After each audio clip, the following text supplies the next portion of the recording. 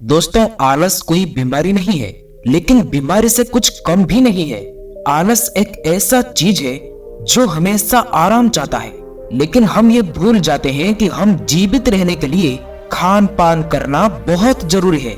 लेकिन ये तभी संभव हो सकता है जब हम मेहनत करेंगे। लेकिन हर माइंड आलस के वजह से हमेशा आराम चाहता है, लेकिन हम इससे कैसे बचें?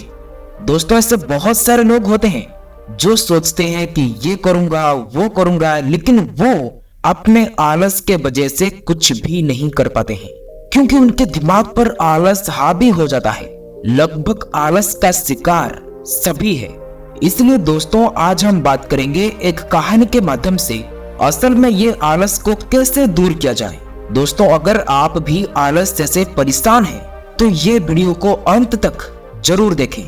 दोस्तों, वीडियो शुरू करने से पहले आप अभी तक अगर हमारे चैनल को सब्सक्राइब नहीं किए हो तो चैनल को सब्सक्राइब करके बेल आइकन को जरूर दबाएं और इस वीडियो को एक लाइक जरूर कर दें। तो चलिए बिना देरी के वीडियो शुरू करते हैं। दोस्तों, एक समय की बात है। एक नगर में मोहन नाम का एक किसान रहता था। वो हमेशा अपने खेतों में खेती करता था। एक दिन एक चिड़िया आकर उसके खेतों में अपना घोंसला बना दिया और उस घोंसले में 3 अंडे दे दिए। कुछ दिन जाने के बाद उस अंडे से 3 बच्चे जन्म लिए और वो सब मिलकर खुशी खुशी रहने लगे। और वो चिड़िया अपने बच्चों को वही छोड़कर हमेशा खाने का तलाश करने के लिए जा रहा था और शाम को ही वापस आता था। उसे अपने बच्चों को छोड़कर इसलिए दूर जाना पड़ता था क्योंकि उस खेत में उनको खाने के लिए कुछ भी नहीं मिल रहा था। वो चिड़िया हमेशा सोचता था कि मेरे बच्चे कब बड़े होंगे और मुझे वो तीनों खाने के लिए लाकर देंगे। वो चिड़िया इसलिए ये सोच रहा था क्योंकि वो बूढ़ी हो चुकी थी और वो ज्यादा दूर तक उड़कर नहीं जा पा रहा था। एक दिन शाम को जब वो चिड़िया अपने बच्चों के पास खाना लेकर आता है तो वो देखता है कि चिड़िया का 3 बच्चे बहुत डरा हुआ घबरा हुआ दिखाई पड़ते हैं। ये देखकर चिड़िया ने बोला, बच्चों, तुम इतना डरे हुए क्यों हो? बच्चों ने बोले, माँ, आज खेत में किसान आया था और कह रहा था कि कल वो फसल काटने के लिए कुछ मजदूरों को भेजेगा। माँ, अगर वो किसान इस खेत को काट लेगा तो हम कहाँ रहेंगे, कहाँ जाएंगे?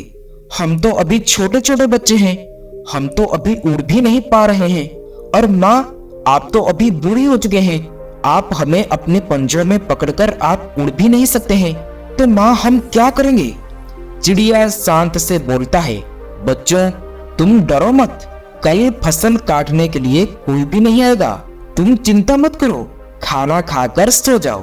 फिर कुछ दिन तक फसल काटने के लिए कोई भी नहीं आता है।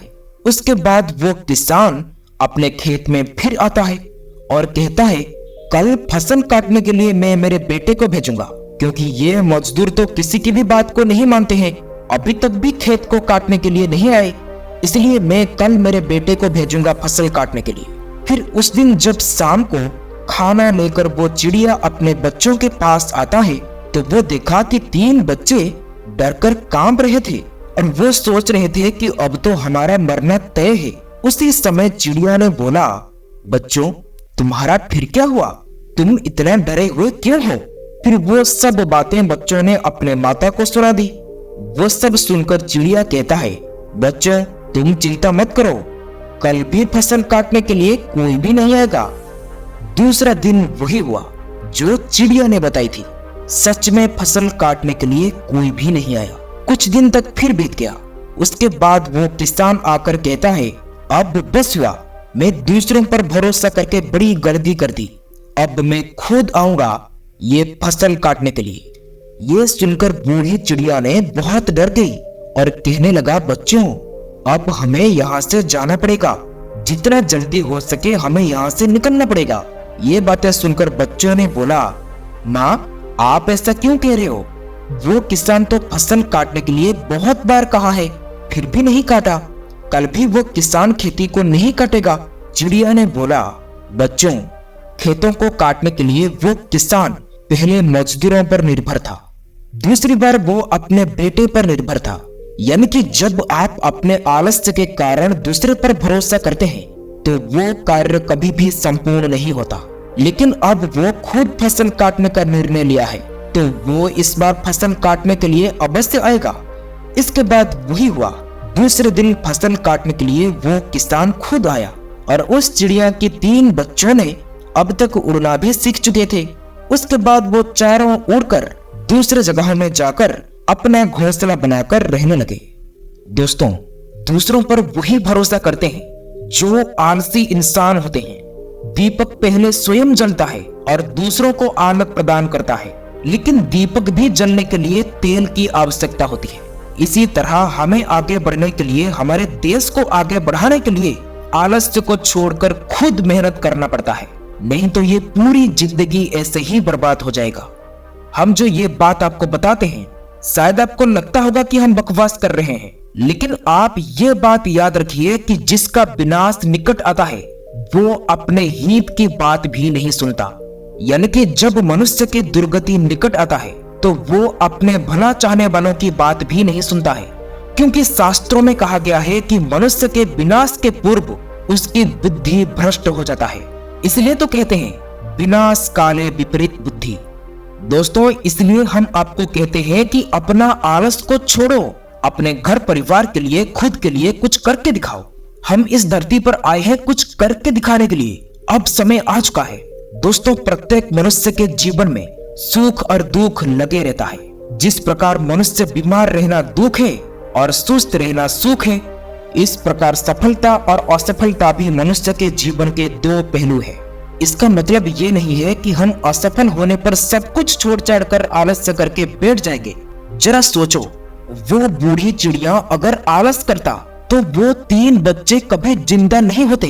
वो चिड़िया ज्यादा दूर तक नहीं उड़ सकता था, लेकिन फिर भी अपने बच्चों को खाना खिलाने के लिए अपने जान को बाजी लगाकर कई दूर जा रहा था ताकि उसके बच्चे सुरक्षित रह सके।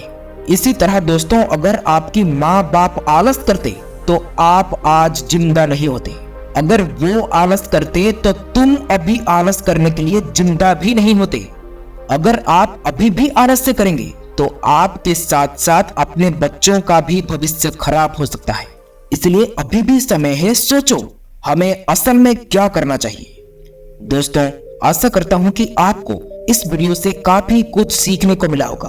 आप अपना कीमती समय देने के लिए आप सबको बहुत बहुत धन्यवाद। ये कहानी अगर आपको अच्छी लगी हो तो इस वीडियो को शेयर, सब्सक्राइब, लाइक जरूर करें। फिर मिलेंगे कुछ नया सीख के साथ और एक नई वीडियो में। तब तक के लिए आप अपना ख्याल रखें। नमो बुद्धाय।